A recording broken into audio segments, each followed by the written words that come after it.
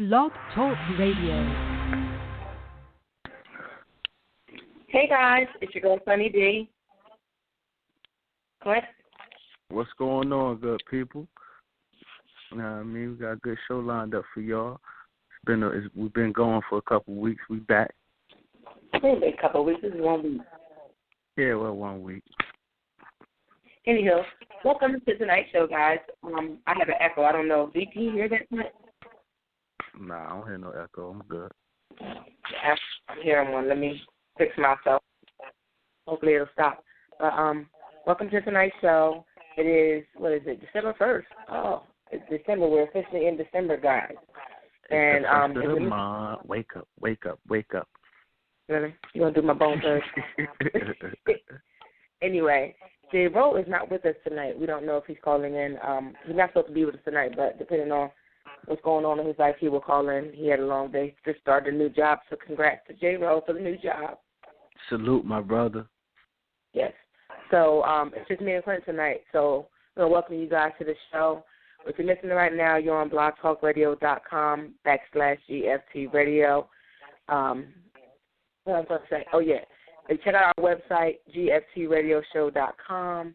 And if you guys want to call in, the phone lines open up at 10:15. The number is 657-383-1155. We also will be tweeting throughout the show, so you can tweet us at GFT_radio, and we will take comments and questions through there. But tonight we're going to talk about current topics and Thanksgiving, how our Thanksgiving went, and, all that crap that goes with that. So I guess we're going to start off with Thanksgiving. How was your Thanksgiving, Clint? Well, my Thanksgiving was, first off, let me be clear. I really don't do the holidays that much like that. But this year, you feel me? I decided, why not? Forget, my I set aside my agenda, so to speak. I decided to, just spend time with the family. I actually cooked. Me and my mom. Yeah, me and my mom put something together. My sister brought some. She a cook herself. She baked some banana pudding. I didn't get any, but go ahead. Hey, you know enough. You could have contacted her. I told you you could get me a plate. Oh, you ain't never called me. You ain't never called. You know what?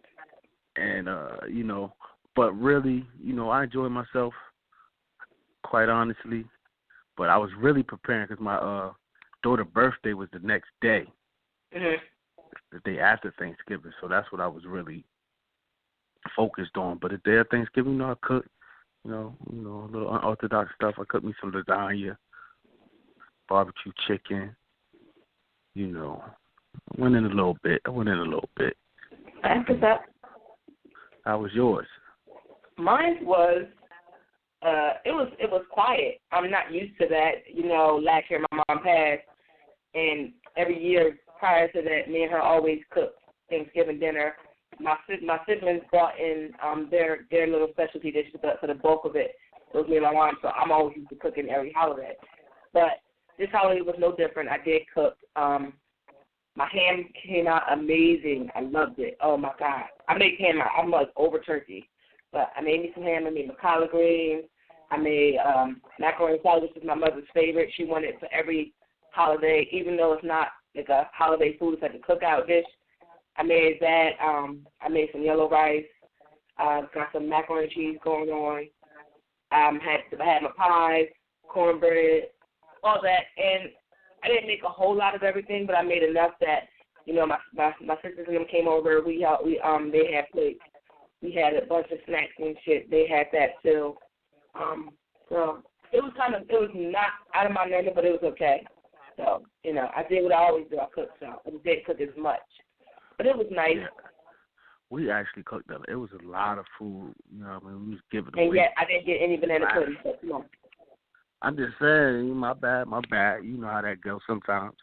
But we was giving away plates, giving away platters. It was still a lot left over afterwards, It was so much left over. Some of the stuff had to go out in the garbage, We enjoyed family time.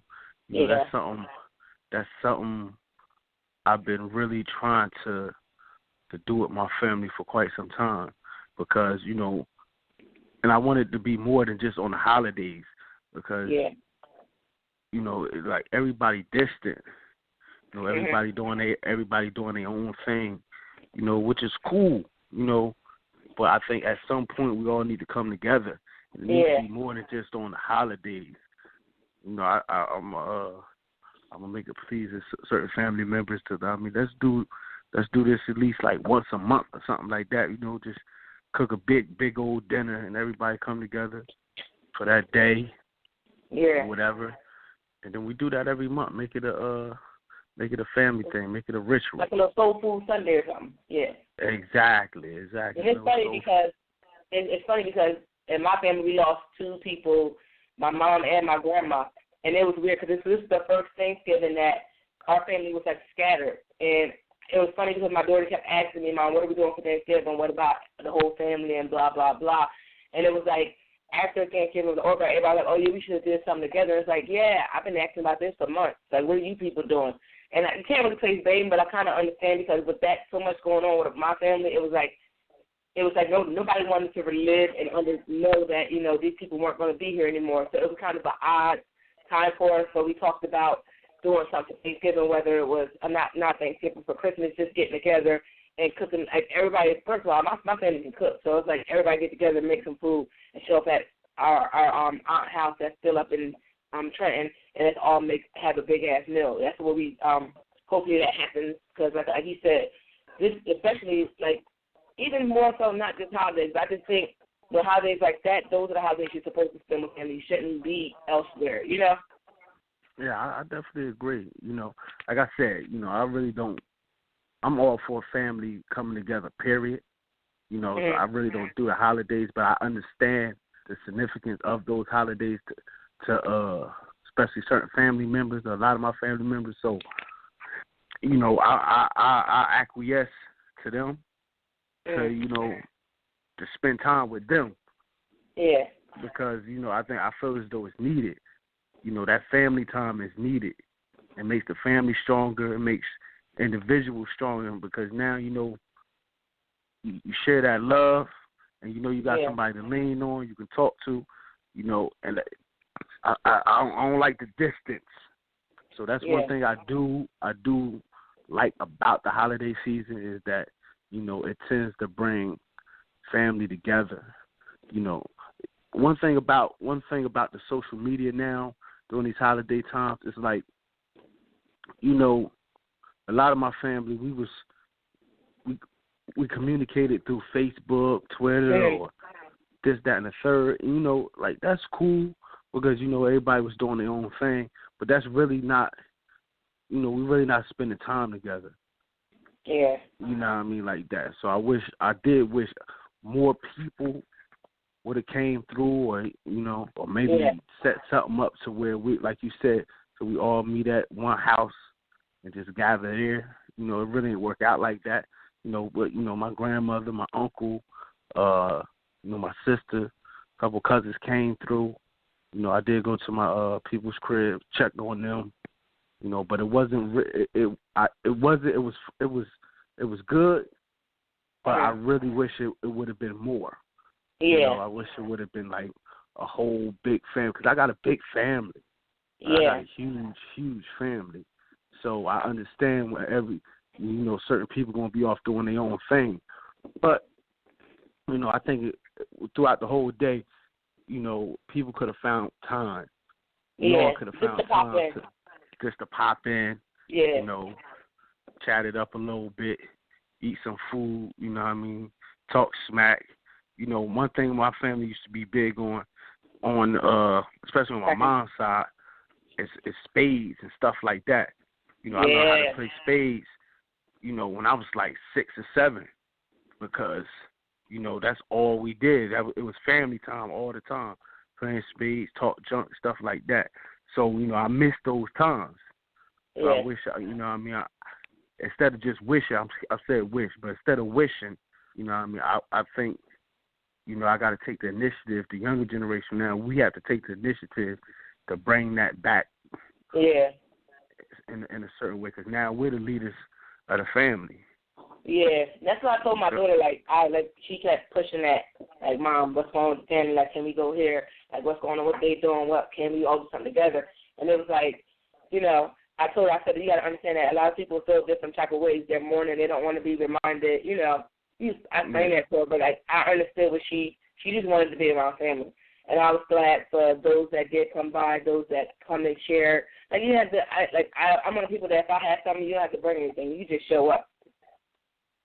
Like, that's good enough to me, But, like you said, I think, especially with a lot of families, we need to kind of come together and do things together, because that's definitely where it's at. And I want to ask, I want to say this before I say this. We do have a caller on the line, but we're going to answer in about 5 minutes, so if you could just hang on for a couple minutes.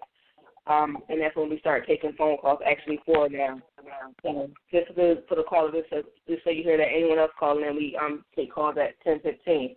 But I do want to ask, because the commercials were going on, because Black Friday is the day after Thanksgiving. They started originally out on Friday. You had to be there crack of morning waiting for places to open to go shopping, and then it kind of went over to Thanksgiving. So you kind of started, since you ate dinner, you got up and lunch to go shopping.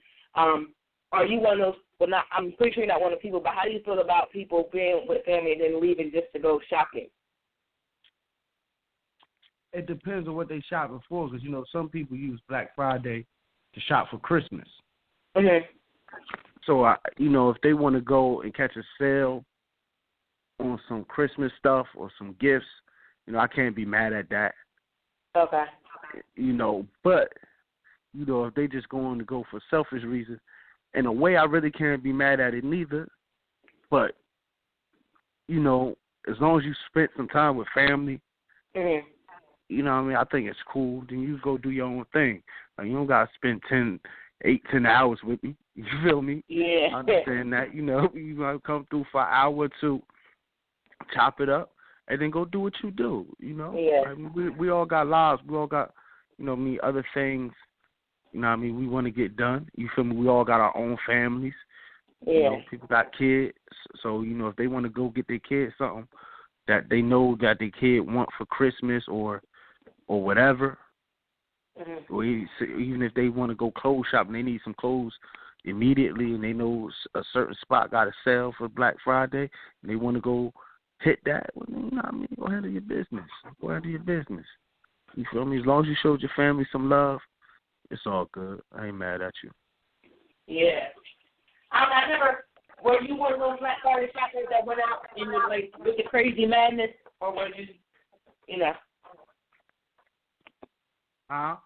Were you one of those people that went out on Black Friday that went through all the madness? Like, is it really like how they say it be?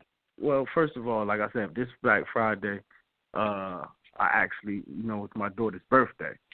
Mm-hmm. So, first, all she wanted to do was go to Toys R Us. She wanted her baby alive. Mm-hmm. A whole bunch of Play-Doh and other things. So, we did that. And, when we was there, it wasn't really, wasn't too bad to me, Mm-hmm. Like, if I really, outside that, sometimes I do my shopping online. It depends on what I'm looking for. Mm-hmm. But, so I really avoid all of that. Yeah. So when I was out there, you did see, I rolled through the mall. Mm-hmm. Toys R Us, where we at, is right across from the mall. Yeah. And it was smack. It was smack when I tell you. It was called W. You know what I mean? But I really didn't experience. I haven't ever experienced any wild, crazy stuff during Black Friday. Yeah, because like you see the clips and stuff, and you're like, people are crazy. Yeah. Yes. You know what I mean? Yeah. Pull that caller and see what they want to talk about. All right, hold on.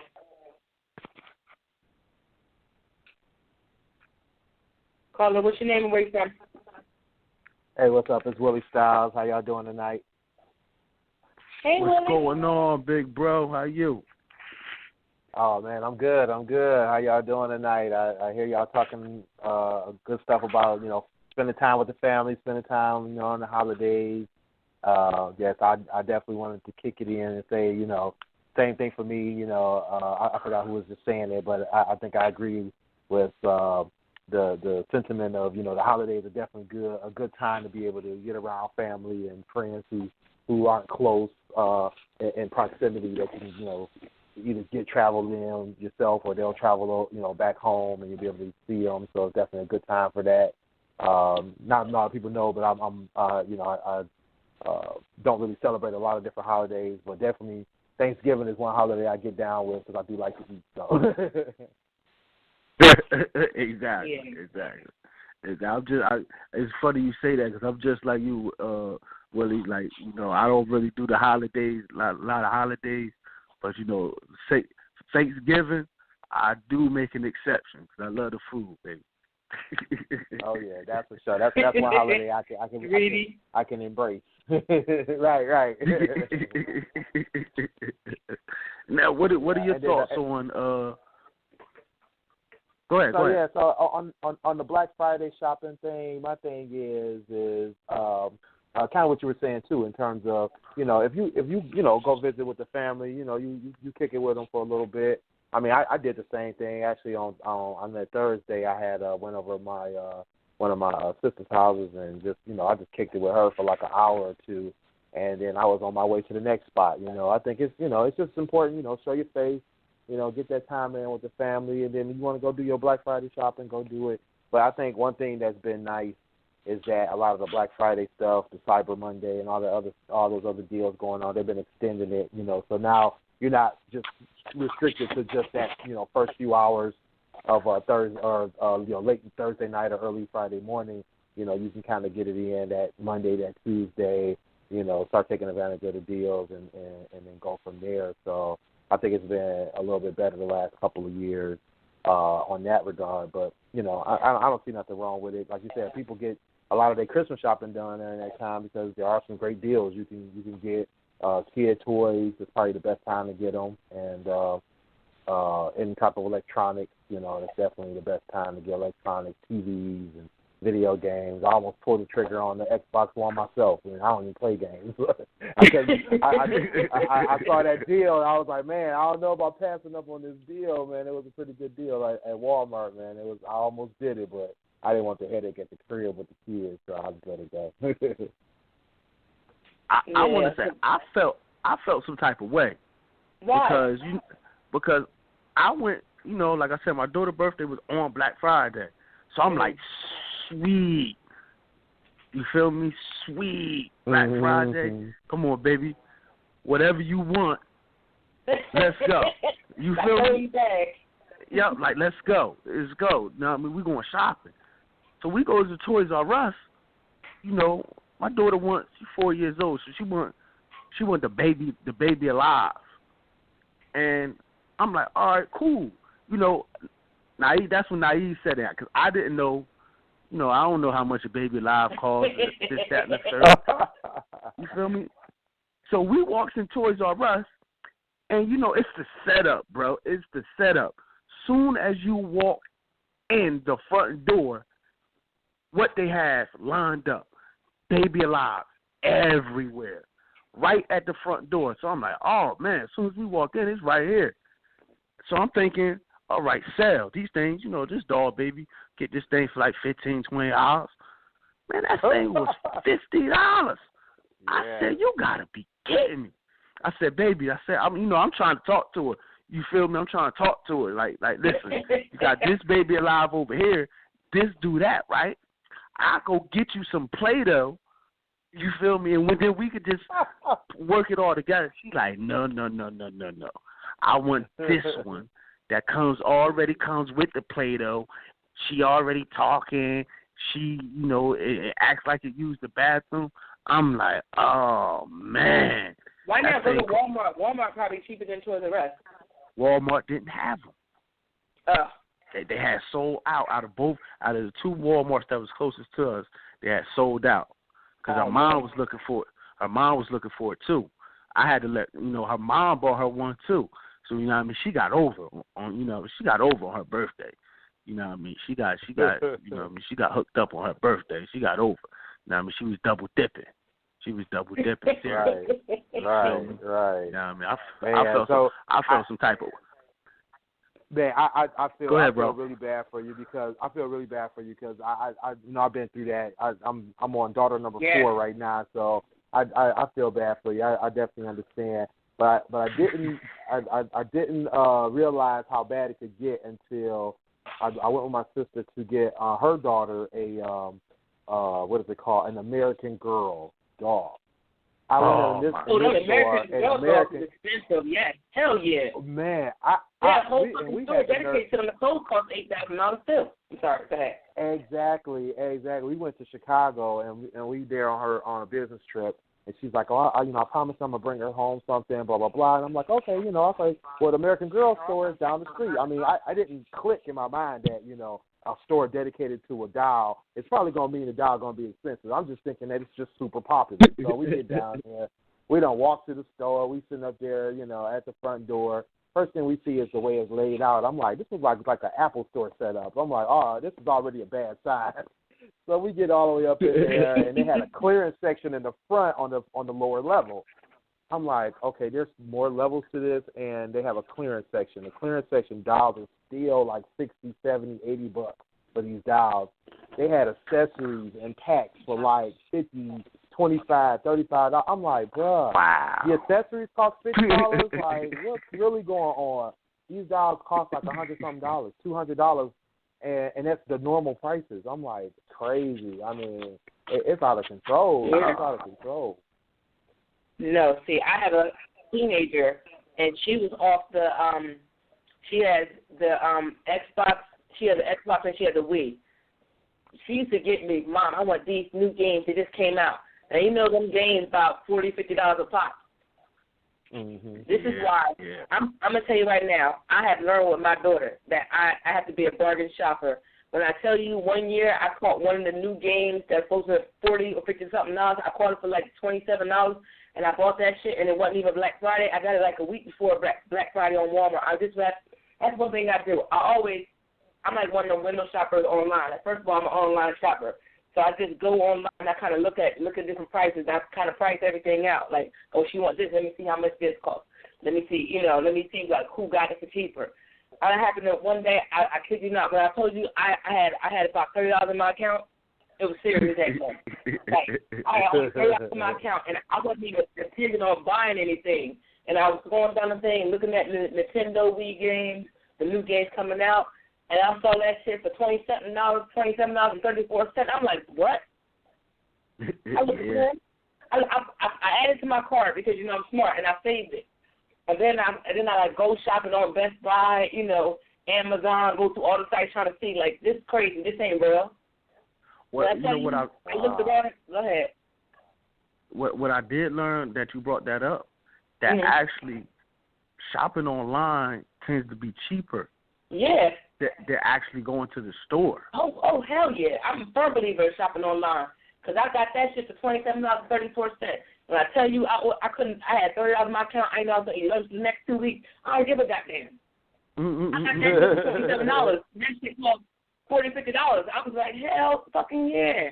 And that shit came on Thanksgiving. I got it. I ordered it? I must have ordered it before Thanksgiving. Yeah, I caught it before Black Friday. I got it on Thanksgiving. I was like, I told my homie I got this shit for $27. And last time you opened it, it really was the real game. I was so fucking ecstatic. Like, yes. I have beat the system because them game systems cost all by themselves, but them games like $40, $50 a pop. You gotta really catch them things. So like and it's crazy because you can find a sale better than Black Friday on some days if you just gotta shop around and look.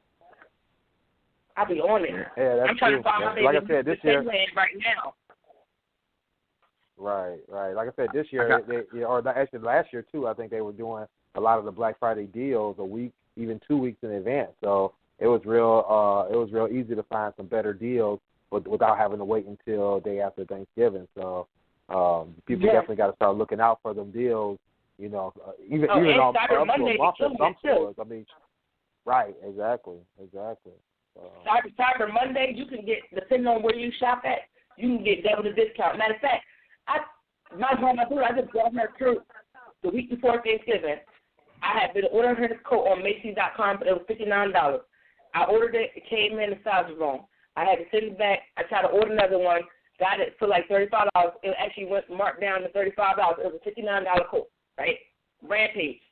Got it for, and it was, by the time I went and got it again, it was $35. Ordered it. They ran out of stock. I took it to the mall the week before Thanksgiving, and I got her a coat for like $30 from Old Navy. I was like, it was a 40% off plus another 40% off, and the coat should have been like $60-something. I was like, thank you, I'm out of here, we're done. Let's get out of here. And I bought my son some jeans from fucking Children's Place. I'm like, $79, I'm in there. Thank you. Like, I wasn't even trying to buy nothing. I came in there with $100. Like, I'm gonna have to get a coat for me about $100. Watch. Spent and Leslie bought both of them. Him 4 pairs of jeans and her coat. I was like, for almost under $50. I was like, where am I at? You gotta catch them sales. Right, exactly. Let's get Yeah, I got a bunch of good sales off of JCPenney the same way. Yeah, I love JCPenney. Oh, JCPenney's is the bomb. Yeah, I love JCPenney. I always shop at JCPenney. You know, Yeah. JCPenney stay having them sales. And you have some good quality stuff in there, too. Yeah. I be trying to put people up on JCPenney. Like, listen, man, don't sleep on JCPenney. Right. That's what I be in there. I be online shopping. Half of my kids shopping from JCPenney's and Macy's. You can get a good sell at Macy's, too, but you got to catch them sales. Yeah. Right. Now, you got to pay attention to what you're buying and that's good quality clothes. But we're going to get off of Thanksgiving. We're going to get off of Black Friday because I want to talk about current events. So we got a lot of things that have been happening in the news lately. And I'm going to throw this one to Clint because he's about to kick this off. I want to, what I think is the biggest news in the wild is the Fidel Castro. Yeah. If the listeners don't know, Fidel Castro has passed. He was a polarizing figure around the world. Mm-hmm. A lot of people, you either loved him or hated him. It was no in between. When he died, you seen people celebrating on TV. You seen Cubans celebrating on TV that he died, but you also seen other Cubans mourn. Now, with me, I never really did my due diligence on Fidel Castro. I knew, like I studied them before, but I never really went into deep. I know Barco, the U.S. had with Cuba, and that he helped a lot of African countries. He the reason why America had the embargo on him is because basically he felt like America was an imperialist country and he wanted them out of his country. You feel me? He didn't want them there trying to take over. That's basically what his revolution was. When he sided with Russia. He had Russia sided with them because Russia needed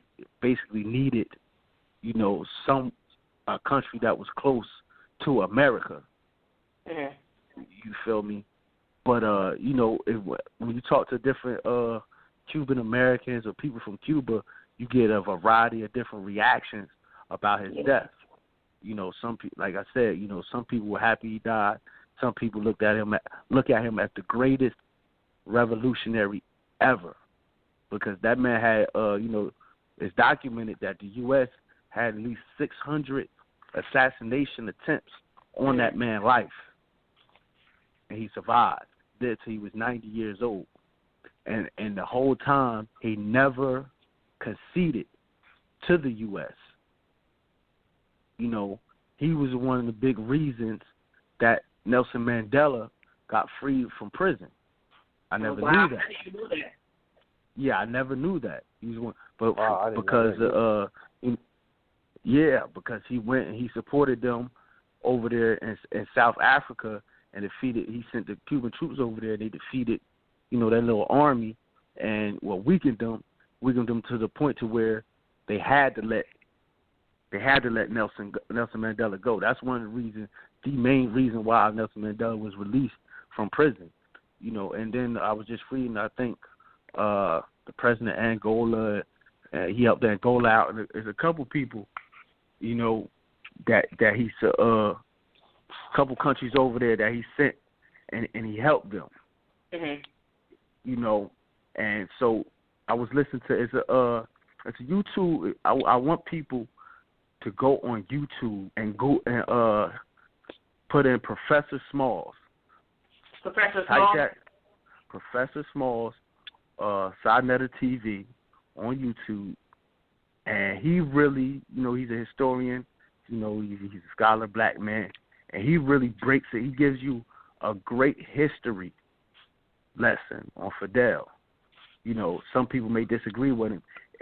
In his eyes, Fidel Castro was the greatest revolutionary figure ever, because he never backed down for over 50 years. He kept up the fight against, he didn't want America invading his country. And some people was like, they blame him for poverty. He killed a lot of people over there, they say. But, a lot of that poverty was due to the embargo that the U.S., the sanctions that they put on Cuba. So they didn't really have a lot of trade. Okay. So, a lot of that wasn't necessarily on him, but, when you're trying to, it comes with sacrifice.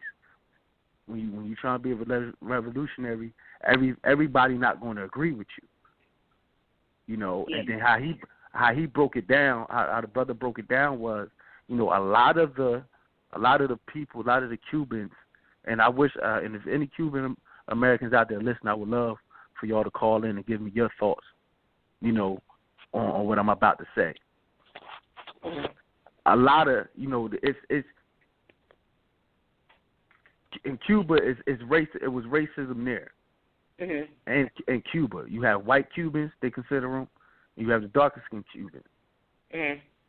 And basically, like the white Cubans, how he broke it down, are the ones that were really mad at him and happy that he died, because they were in favor of America. They wanted the capitalist society over there. It was more like socialist, communist. Like they had different type of system over there in Cuba. But the white Cubans, they the ones that fled, came to America, and he was like those was the main ones that was killing Africans and stuff like that. Okay. So that's why so it was it was split. The ideology that he had, everybody didn't have over there. And it was real interesting. It's real interesting. I really implore people to really look and do their due diligence on that man, because you may have a different outlook on it. Yeah. Well, that's definitely a lot of stuff you said that I didn't know, so I'm glad that you shared that. Yeah, All right. This is, it's like, when you do due diligence, you really, like, for instance, like how I said, what he did was one of the main reasons why Nelson Mandela was freed or whatever. But it kind of, when Nelson Mandela died, Mhm. I didn't realize that a lot of people in South Africa, they've lost a lot of respect for Nelson Mandela. So you let America tell the story and the media, Mhm. it makes it seem like Nelson Mandela was this great glorified legend over there, when he really wasn't. His own ex-wife, Winnie Mandela, you feel me, she really had an issue with him, because when he came home, you feel me, and became president, he put some of the people in power that he was actually going against, Oh, that wow. he was really, his revolution was against. And, and he put those people in position of power over there, and the people over there looked at him, they lost a lot of respect for him over there. Right, because of that. Yeah, I read about Yeah. that part of Nelson Mandela's history, in terms of his when he called his beginning to become soft, and she felt like he was losing the edge that he had as a revolutionary, and felt that he was giving in to the political, system and allowing the people who had already oppressed him to just kind of do what they wanted. So she felt that he wasn't keeping that pressure on them that needed to be done in order to continue the revolution. So, and she was a force to be reckoned with herself. So so any man that was gonna stand next to her had to be out cold. But that was one thing that, like you said, a lot of people in his movement had problems with, was that they felt that he was getting soft after he was released and became president. That's crazy. Mhm. So that's one of the current events. I just wish, I want people to do their history. History is a beautiful thing. You feel me? You know where you're going. You gotta know where you. You feel me? And you understand where we at now, as well. You gotta know your history, and you also gotta be aware of propaganda. Sometimes they want to share what they want to share. They don't share the whole truth. Exactly, because I ended up watching like almost like a 2-hour documentary that they made on Fidel. It was kind of old, and it was like, it was kind of biased. You feel me? Because it was the American-made documentary, so it was kind of biased, and you could feel the bias in the documentary. They wanted to make him look bad. So Nelson Mandela or Fidel Castro. They wanted to make him look bad, But even within that, they still had to concede that some of the great things he did over there. Mhm. He took a lot of I forget what country in Africa, but he took a lot of Africans, brought them over there and educated them in Cuba. The healthcare system over there. He ended that poverty, the starving, he ended a lot of that. He ended a lot of that. He did that. So it's really deep. It's really deep. It's things you can look at him sideways on, because one of his cohorts back then was Che Guevara. That's another person people might want to look up too. And the story. He was like a doctor at first or whatever. But when the revolution started, he was one of the main ones with Fidel and Fidel brother Raul that led the revolution against General Batista over there. And they was caught up in like the mountains or whatever. And at one point, Che was caught up there and he lost contact with Fidel. And as the story goes, Fidel never contacted him back. Never, at one point, as time went along, he just cut off contact with him. And then Che, the soldiers actually found him and the rebels, and they end up killing him. Wow. Yeah. So some people looked at Fidel kind of sideways then, and then when he first started his revolution, it had nothing to do with the Communist Party, but once he started gaining power, and gaining momentum, they start associating themselves with some communists, and that led to like a split with a lot of people in his camp that was with him. Okay. So they had so like I said, it's all a matter of perception. I was having this conversation with my boy, because he was trying to do his due diligence on him as well and learn about him. And I was like, it's about perception, because war. When you go to war, you gotta one thing you gotta expect first off is casualties. Secondly, you're gonna have to make some decisions. You're gonna have to make some sacrifices. Yeah. Excuse me. And within those sacrifices, you may lose a battle. You may lose some battles, but the ultimate goal is to win the war. So it depends on how you look at it. He may have lost a couple battles. He may have lost a lot of battles. And, people may be mad at that, because it may cause an unnecessary life. But if you look at the war, he actually won the war against America. Okay. You know what I mean? Because they didn't invade his country. Didn't they just open up the ties between Cuba and just kind of built their relationship back up? Well, they opened up communication. Yeah. I don't really, because his brother's still in power, and from what I was also reading, like his brother was a little bit, as Fidel got older, Fidel was more political instead of soldier, so to speak, instead of general.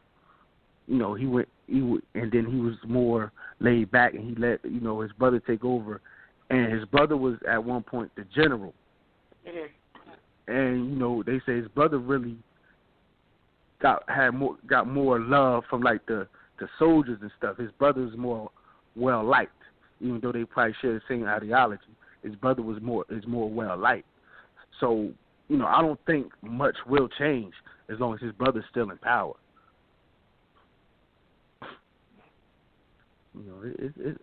Yeah, I was about to say. So like yeah, I wonder how does that affect it? Because I mean, everybody was celebrating or excited about this whole death of Fidel Castro thing.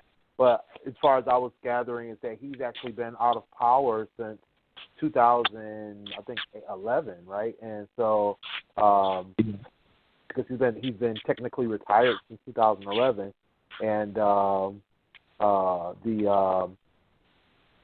brother and I think is the brother and a son or brother and some other guy. They're the ones that are really supposed to be running the country. So I'm wondering, like you said, what does change just because he's now dead?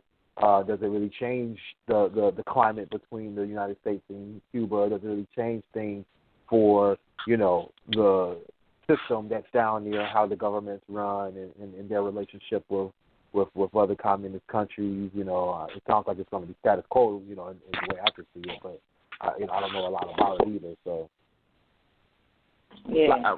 When I was watching the video, the Professor Smalls, he broke it down. Yeah, he shared that on our page too. Yep, I just seen it. I'm gonna kind of paraphrase because I can't remember word for word what he said. But basically, what he was saying was, that revolution it's bigger. He's like, don't believe the propaganda of the American media. You know what I mean? That revolution over there really was bigger than Fidel. You don't try to assassinate a man over 600 times and he survives and live till he's 90. Without some type of protection, without some type of loyalty from the people over there in Cuba. It's more than the revolution is more than just his revolution. It was the people of Cuba's revolution. He was just the head of it. But it still lives on. Like it still lived on when he stepped down, and it's going to continue to live on when he's gone because,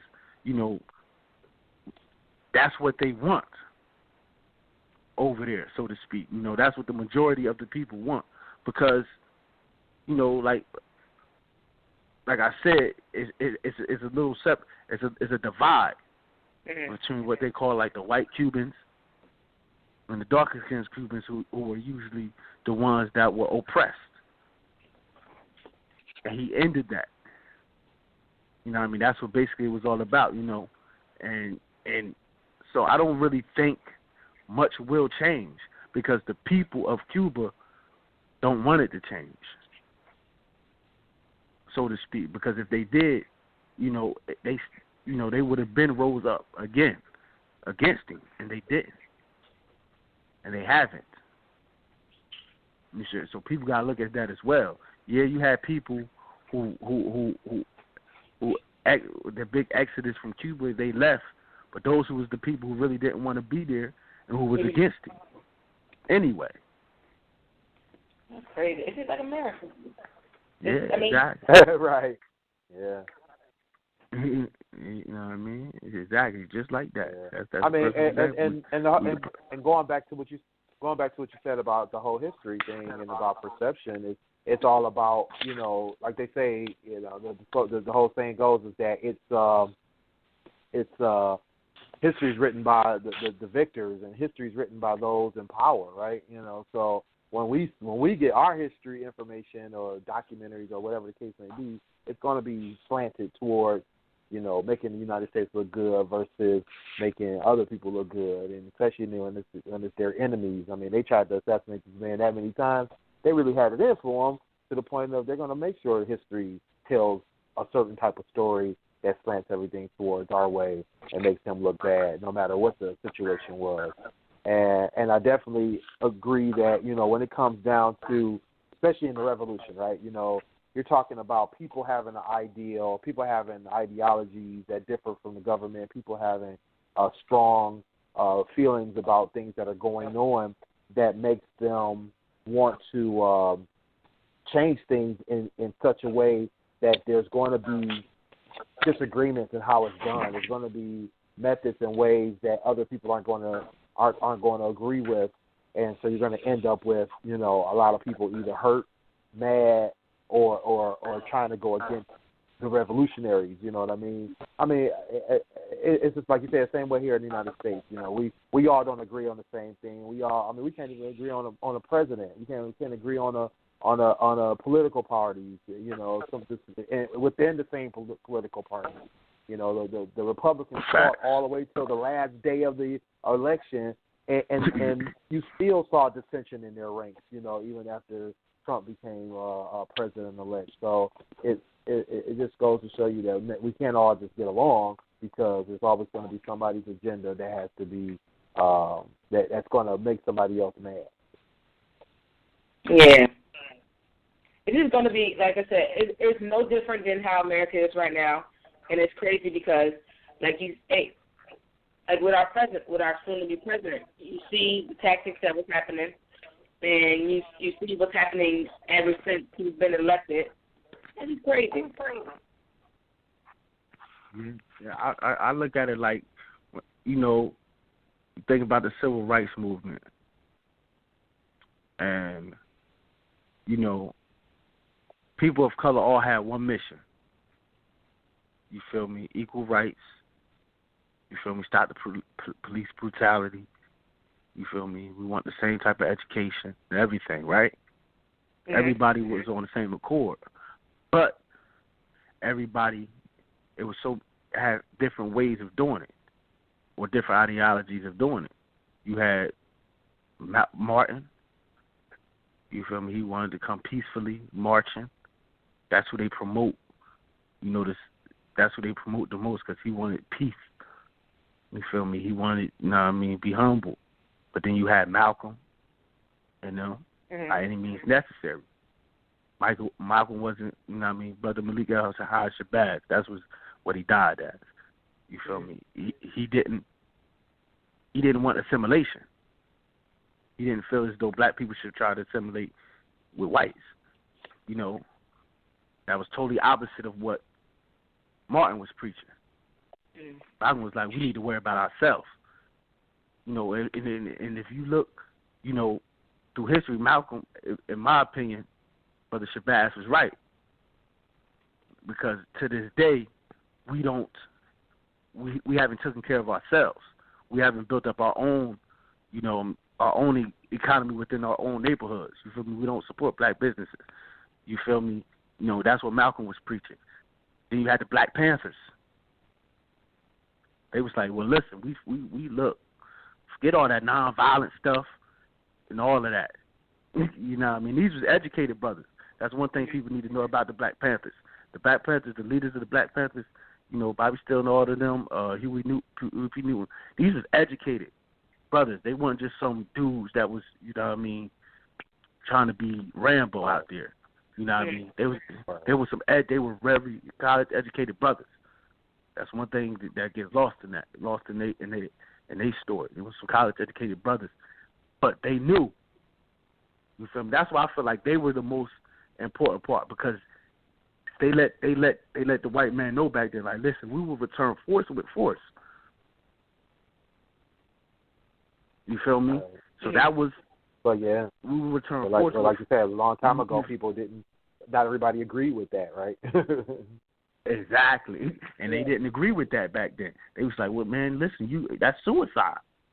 And you seen how the FBI destroyed them. The FBI didn't see Martin and them as the biggest threat. Martin Luther King as the biggest threat. You feel me? They seen Malcolm and the Black Panthers also. You know, the Malcolm and the Nation of Islam and the Black Panthers. They felt like they were the biggest threat, especially the Black Panthers, because they were preaching fight back, kill or be killed. You know what I mean? So that was the biggest threat to them, not marching in the streets. That's why they promote. You know what I mean? That's one of the reasons why they promote Martin like that. But I think they didn't. I think that they didn't really like. I think, like you said, Malcolm and the Black Panthers and stuff like that, they were a bigger threat than Martin. I think what ended up causing Martin to get killed was white people started to sympathize. And now it wasn't just black folks, it was white people sympathizing with black folks. So I think that's why, because at the end of the day, like you look at how things were done. Like, I mean, we can go back and forth and see who did it better, but Martin he did things to make people feel some type of way. So like he did it to where, like you said, he did a peaceful walk, like when he did Selma.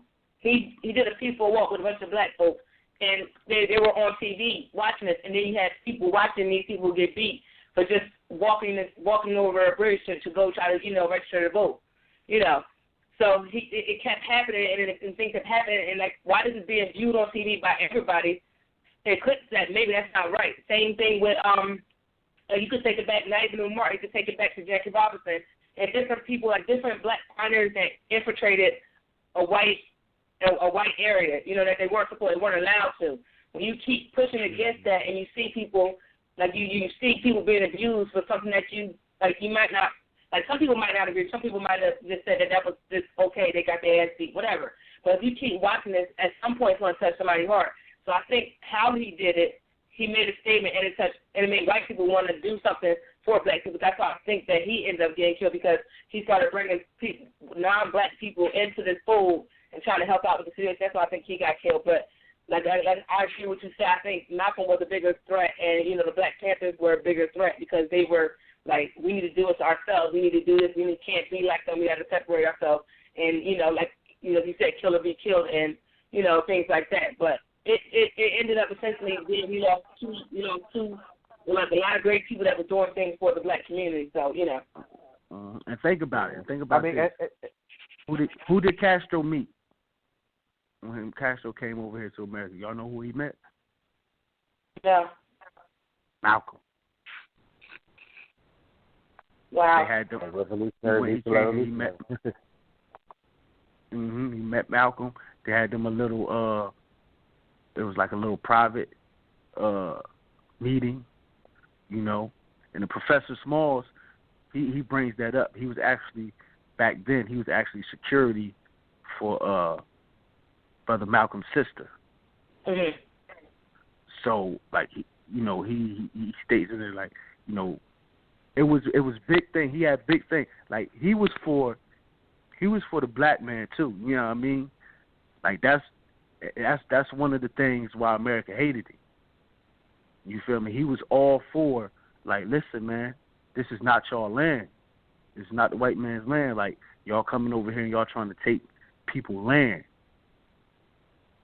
and take people homes and basically colonize wherever they at. He wasn't with that.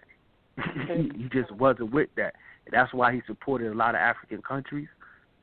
Like a lot of the good he did goes unlooked or unmentioned. And one of the biggest things, the reason why I say it, is like he equalized the economy. You know what I mean? There was no more poverty. And it was only so much.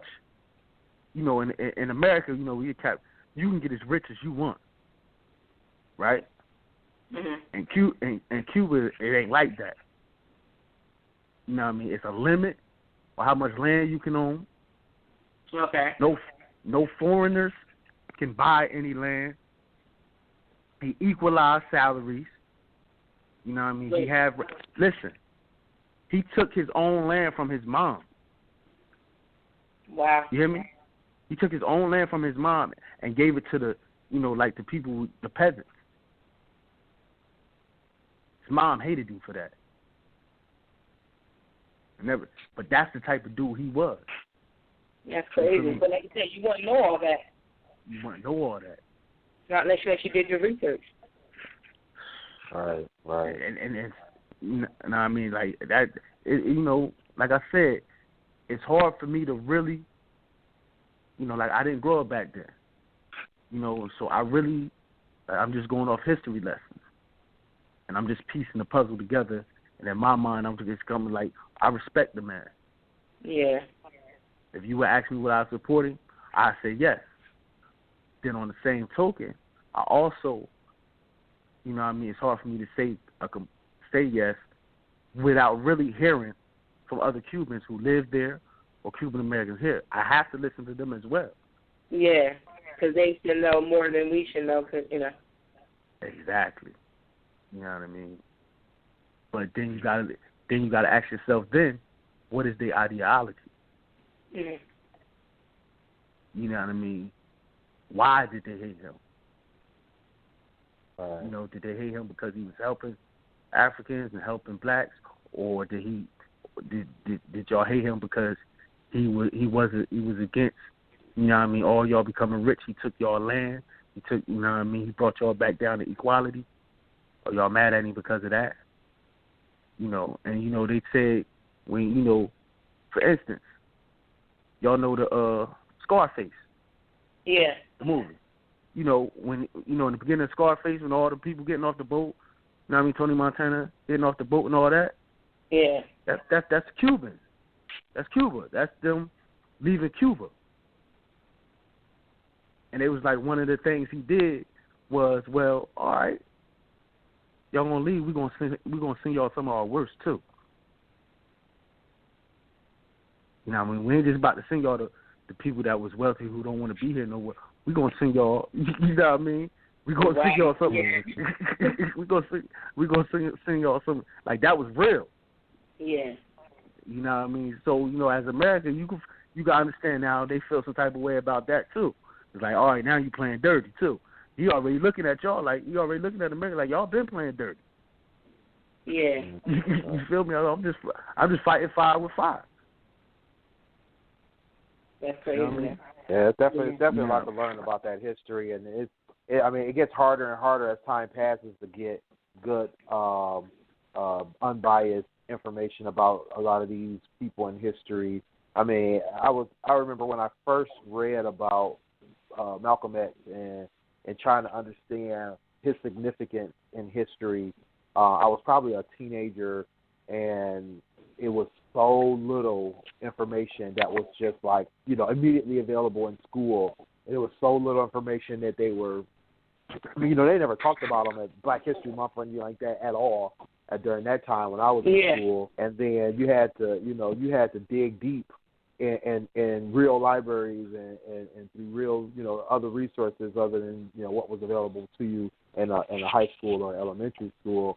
So, as you see over time, it's going to be harder to find this, this unbiased information and this true information. I mean, thank God for things like Wikipedia, things like, the internet, that's around now that you can, so long as you know what you're searching for, you can get the information. But it's, even that, over time it's going to get hard because, other stuff is going to drown it out. People make their own opinions about things. People have their own thoughts and agendas about things, and they push that information out there from their perspective, and then it becomes blurry, in terms of how you're seeing either that person, their movement, or what they're doing and why. I mean, there was the whole issue of the Colin Kaepernick thing, and even he had the shirt on that was talking about, that had the image of Malcolm X and Fidel Castro meeting, and it was so much information, or not so information, but so many articles and comments about that, but it was all in a negative sense, of course, but not recognizing the true purpose of why he wore it and what the photo really meant to history. And it got lost right, in the conversation. And, you know, so, I mean, when you were talking about it, I decided to look it up a little bit more because I remember seeing the shirt, I remember seeing the image, but all I remember was people complaining like, oh, he's supporting, you know, Castro, you know, the human rights issues and being a dictator and all this other stuff.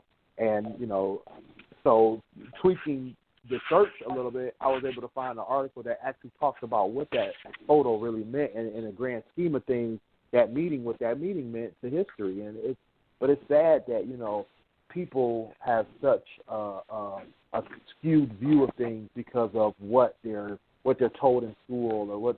And I can't remember the exact quote, but there's a saying about your how education hinders you. You know what I mean? Like the work education you got in school or something like that. But it's terrible that it's true. You know what I mean? It's true. All the information in school is so skewed and so one-sided. You know, especially when it comes to history and theory. Mm-hmm. That's why people need to read things, because if you don't read for yourself and find out things for yourself, you don't know anything. That's like people still believe that Rosa Parks was the first person that sat on the bus and got thrown off the bus. Yeah. And I'm like, y'all not. First of all, she was a plant. Not to discredit her, but she was a plant. She was the perfect person to start that movement with. Like people don't read things for themselves. They go off what media tells them. Same thing with the Corinne Gaines. You see how people jump in that bandwagon. Rest in peace, my sister. Yeah, blah blah blah. But you don't know the whole story. You just know what like you know certain. Like that's why you kind of, and that's a lot of people make, and we do it too. You make a decision of something once you see it, and that's what you go off of. But I say when you see something, you look at it, you look it up for yourself and understand what you're looking at and know, and then make a comment. Or if you make a comment and you say something that you misspoke, then correct yourself. Right. But people don't. Like Brother Willie just brought up. Now, I mean, I'm glad he brought up how he had to really do due diligence on Malcolm X.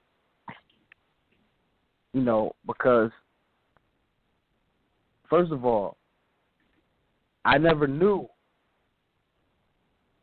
in school, like they didn't break down, you know, like how he died, who could have been responsible, this, that, and the third.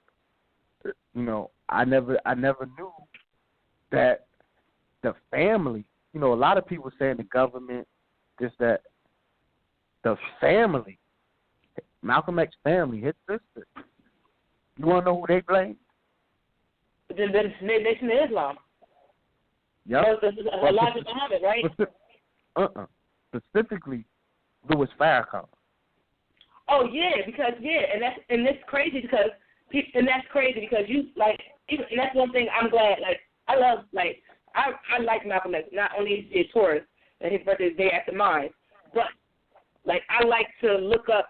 Like I like to, like when I first learned about Malcolm X, I had to really get to know this person. Like you said, when you go on history, all you learn about Martin Luther King, which he's a great person too, but you learn about him. You don't really learn about Malcolm X. So when if I don't hear that much about a person, I want to know about this person. And they were like, even when the movie Malcolm X, you see how things changed for him. Like you see both sides. So it could have been the FBI, it could have been the government, or it could have been Louis Farrakhan, everything like that, because of how things worked out. He like I said, like we talked about on the previous show about how, you know, he went over to Egypt. He learned that Muslims weren't just black. He came over and was like, hey, you know, this is what I was taught, and now I'm over here, you know, giving prayer with people with blonde hair and blue eyes and things like that. And then he comes over and he changes the way he thinks, and he starts his own Muslim entity, you know, with the Muslim faith. But you know, he had his little stipulations too. But you look at that and you understand things. Like you have to, like you said, you have to read for yourself and understand for yourself what's going on. You can't just go on face value. So when you learn these things, it kind of open your eyes and say, wow, that's crazy. And it's also a clip you can look on YouTube, you know, where his sister is blatantly on blaming Louis Farrakhan, and it's also a clip with Louis Farrakhan. He doesn't admit it, but he kind of concedes that he was responsible. Mm-hmm. If that makes sense, like he doesn't admit, but he kind of concedes that he was responsible because hard back then. Yeah, but that's because he was trying to take how he had that much power. Yeah, because he was trying to take Malcolm's spot. Yeah, but he didn't have Malcolm had some people. Yep, and then one of the things where he says in one of his interviews, he's like I say, he kind of concedes. He says, to paraphrase once again, like, if what I said in my fiery disposition towards Malcolm may have caused his death, I apologize. Wow. Like he, because his sister wholeheartedly believes, that Louis Farrakhan. That Louis Farrakhan. Yeah, I think she was like, it was kind of, they may have been in cahoots with the FBI, but she really, really believes that, to almost certainty that, Louis Farrakhan is at fault. I'm really hardly believe that. Like I said, you look at a lot of this stuff. You see how he learned not only about the Muslim faith, he learned about the Honorable Elijah Muhammad, and then he learned about but then you see how they were saying how no one man should have that power. Even FBI said that he shouldn't have that power, and then you kept seeing how they were looking at him in the Muslim community like, wow, and it was like it was a jealousy. Mm-hmm. Muhammad Ali turned his back on him. Yeah. Muhammad Ali turned his back on Malcolm. You know what I mean? And later on in life, Muhammad Ali said he regretted it. That's one of the biggest things he regret. But he, that's the greatest sports figure of all time, bar none. Muhammad Ali. Yeah. Greatest sports figure of all time. Well, I mean, the thing is is that a person like Muhammad Ali was deep into what he believed in based on what he was taught, right? So he was taught by the nation, and he felt like what they were teaching him was correct. And I mean, Malcolm did too for a long time until his eyes were opened by other things, right? So I think everybody has their own viewpoint and their own beliefs and their own passions, right? And what we all have to understand, and it's something I had to come to grips with, is that we all not that we can't, but that we all won't be on the same page at the same time all the time, right? Even like you say, at that time when we felt like we had the greatest unity in the African American society, but we still had so many different methods, ways, and means to get to where we were trying to go. There was different organizations, different leaders, different, and even today we talk about that. We say, hey, if we had a Martin Luther King, if we had a Malcolm X, if we had a, whatever to lead us, we would probably be better off. But the thing is that we still would fight. We would still fight each other. We would still have infighting. We still have people saying, do it this way, another group saying, do it that way, because we all can't be on the same page at the same time. I mean, go back again to the whole politics of the thing. It's like, I mean, I had a conversation with a buddy of mine who's half black, half Latino, and he was a Trump supporter. And I'm like, look at half your family, Trump wants to leave on the other side of a wall, and the other half he don't like. So I'm like, how do you support a man like that? And he asked me in the same vein, how do you support Hillary Clinton when she wants, people that you love to be locked up in prison for the rest of their life, or, he wants, I got military family. He's like, she turned her back on the military and she did this and Benghazi and all this other stuff. So, everybody's not on the same page. We're not all fighting for the same thing. I mean, I'm more liberal. My sister's more, or not my sister, but I got a good friend who's more religious, so she's more conservative, and so she's a staunch Republican because she feels like they support her her viewpoints on religion, right? You know, where I'm like, I love God, I love Jesus. When it comes to the way this country needs to be ran, we have to keep it separated in my viewpoint. So I'm like, hey, you know, we have to do things a certain way. So I don't support all of those things. So it's everybody's different. Everybody's got their own agenda and their own way of doing things. Yeah. But I want to point out that we are in our after show. We was talking. That's where we were. We really were. Like it was a lot of good information. I hope you guys are listening. We've definitely been tweeting the link that Clint brought up with the Professor Williams, right? Professor Smalls. Smalls. I don't know why I said Williams. Smalls. That is on our Facebook page as well as I tweeted it out as well, so you can check that out. Definitely been a good conversation. We've been talking. Anything else you guys want to add, or are we going to continue on? We can jump into to what you wanted to talk about. Well, I mean, we just got real heavy. It was a lot of conversation. Like I feel like if I just take to this simple topic, it's going to be random. But we were discussing current events, and I wanted to ask you guys. Did you hear about the? Well, I know we want to talk about the Keith Lamont Scott and the cop being he wasn't was he not charged, Clint? Yeah, he wasn't charged. They justified it. They said the killing was justified. Yeah. So and if you guys are not familiar with that guy, because I had to have Clint refresh my memory, that was the guy that was outside in the parking lot from his home. His wife was recording, and she was saying that something was wrong with him and he couldn't hear or something like that, and the cop shot him. And I believe she had it on video. Black cop. And she was yelling, at the cop. It was a black cop. So we're not going to be out there saying that a white cop is shooting people. It's just the police against people.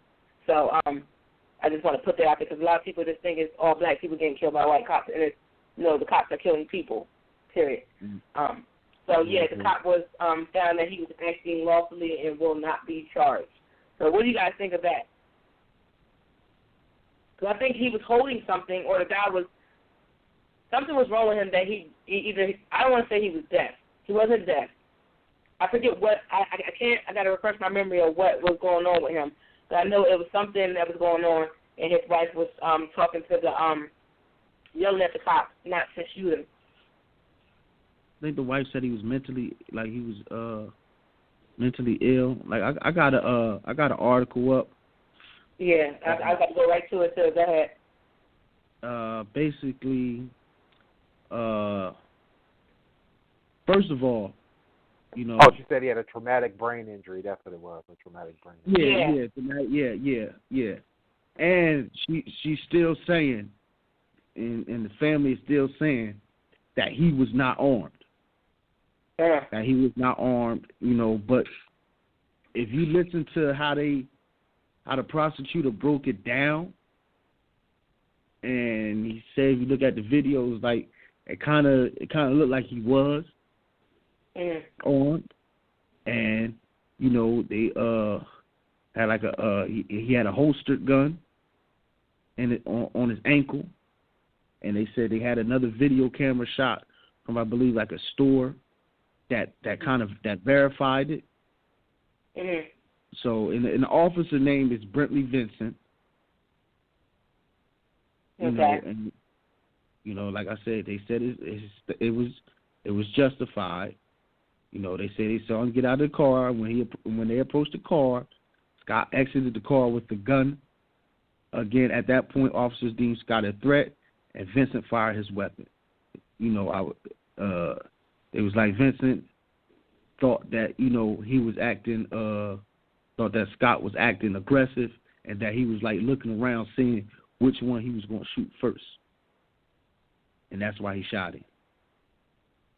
Yeah, they said that his daughter went on Facebook Live and said that he was reading a book, but she wasn't a witness to the shooting. So, and there was no book found on the scene.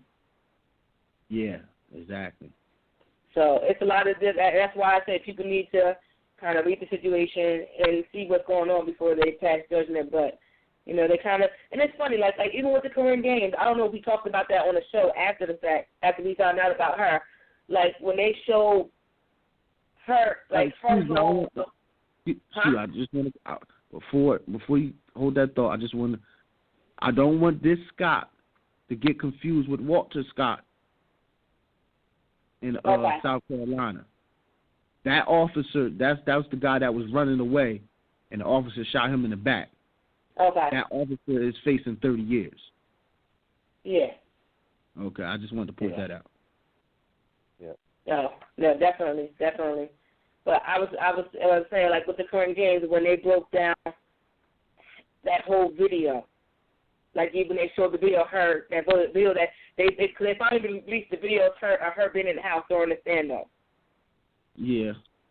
And when you watch those things and then you hear the police talking to her, like, I don't understand how anyone could say she was a martyr. That was a crazy situation.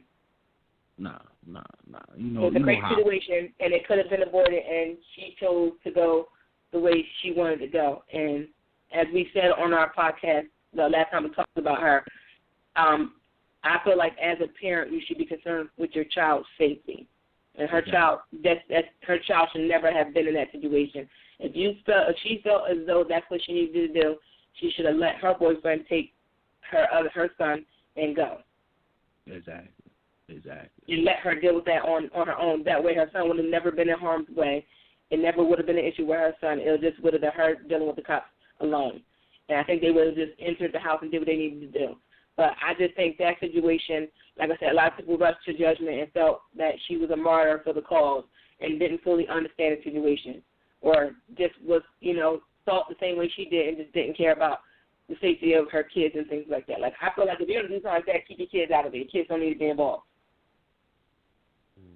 Yeah, I totally, like, we're all parents, and, in a situation like that, the first thing that I'm thinking about is the welfare and safety of my child. You feel me? And I'm not going to put my child in that situation like that. In a standoff with the police with a loaded shotgun, like come on. Like, no. Like, no, that's too much. I understand you want to be a martyr, you want to be a excuse me, you want to be a revolutionary. All right, that's cool. But it's a time and a place. Mm-hmm. And the time Dan show wasn't with your son in there, you feel me, in the standoff with the police where you got a shotgun aimed at that door. You feel me? And they come in, they see that, they just going to shoot. They could have killed your son. Exactly. So, like, I really didn't have, I don't want to sound like that. I ain't going to say I didn't have any sympathy, but I wasn't on her side. I'm going to just say it like that. I wasn't on her side with that from the door. I don't care if she felt, if the charges that she felt was levied against her was false, you feel me? Cool. That, you want to fight it, cool, but not that way. Not that way. Because your son could have been murdered, and it would have been your fault. Can't nobody tell me different. I'm sorry. That's just how I feel like it. That's just how I feel. You know what I mean? But it's almost quitting time. What do you want to add to that, or? Oh no, really? No, you guys definitely spoke on it. It was definitely yeah. We also wanted to bring up with current events. I want to lighten the mood a little bit. Oh boy, go ahead, Sonny, because this was really good idea. Yeah, so I'm watching the news the other night, and this dude in New York walks past a freaking armored car that has pots of gold flakes in there. He just smooth walked up to the truck, took the pot of gold, it was a bucket of gold, and walked down New York Street and left. This was months ago. They finally posted the video. He left with $1.6 million of gold flakes. How? They showed a demonstration that bucket would have been heavy. This dude smooth walked up the ramp, took it, and kept it moving. I need to find him. I need to find him. He a Lucky Charm. They call him the Lucky Charm Bandit or something. Listen, he shot his shot, and he made it. I ain't mad at him. He hit the lottery. Right. Ain't nobody die. Ain't nobody get hurt. It wasn't no shooting. That's the crazy. He was in the perfect place at the right time. He was walking down the street minding his business and walked past the armored car with the doors wide open. There was no guards. They were in wherever they were. They just left it open. Didn't even care on a New York street. And he just said, "Oh," walked over there, saw the gold plate, and picked that shit up and kept moving. He looks like an older guy. He don't look that young. He's an older guy. They said his back would have been hurting, but my back would have been hurting walking down and calling me an Uber or a Lyft. Listen, I'll be in some country with no extradition laws right now. No, but he's not in New York. They said they found him in New York. They had the video. I think they're still trying to. Did they find out who he was? No. No, I don't think so. I'm looking at an article from November 30th, and it's just showing a video of him walking away with the bucket. I mean, and he is, like you said, he is smooth walking away. He didn't stop. He just kind of looks around, but he is making his way down that street. It looked heavy. He sets it down for a second and takes a break. He is taking a break. Looks inside, and then he picks it up like a paint tail and walks away with it. My man is super smooth with it. That cat got the coldest strut. I'm telling you. I need to find him. What's his name, Boo Boo? If you listen to the podcast, hey. I'm not, I think we all agree, like, we none of us like thieves. What? Like, none of us like thieves. You don't want no thief in your house. Yeah. But damn, I gotta respect that guy. Yeah, I gotta respect him, man. Oh man, he shot his shot. He said, you know what, this is it. Why wouldn't? I mean, as messed up as it sounds, why wouldn't he? Like, he probably got off work and was walking home or whatever, or just lollygagging on New Year's Eve like most people do, and then happened to see that shit and like, what? This is crazy. This is a lifetime opportunity, and he sees the day. I ain't mad at you, player. I ain't mad. I ain't mad at you, man. Salute that man. That's our GFT radio salute. We don't like criminals, but that was a victim of crime, and I ain't mad at you. You feel me? I hope he never gets right. I really. Enjoy it. I hope y'all, man. Listen, I want him to enjoy that, man. I know that. Right. Yeah, they even said he was only 5 foot 6 inches. 1.6 million and 150 pounds, baby. Right. So he was a little guy. He was a little guy. Yeah, he is a little guy. Oh man. 1.6 million. I'm a little jealous. What did you get shout out? It is like this is a great show. We got a lot out of this show, and I hope y'all pay attention to this. Definitely got to upload this one soon. You guys want to give out the information? Go ahead, Willie. All right. Yeah. This is Willie Styles. You'll catch me everywhere on the internet at Willie Styles or on my blog at askwilliestyles.com. And or you can just find all my links at williestyles.info. Don't forget it's Styles with a Z, STYLEZ. Yes, sir. And y'all know y'all can hit me up on my blog site, akingstruth.com. You can find me on Twitter at @eTrentonGrooming. I'm also on Instagram, Clint Black, BLAQ. Just Google me. I'm out here, baby. And y'all know JRO609. Find him, get social, he everywhere. Had to shout him out. This is Sunny. I am Sunny_D on Instagram and Twitter. You can find me on my blog, unreservedlyme.wordpress.com. And, I'm all over the place.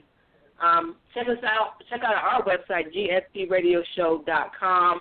Check out our Facebook page, GSP Radio, our YouTube channel, GSP Radio.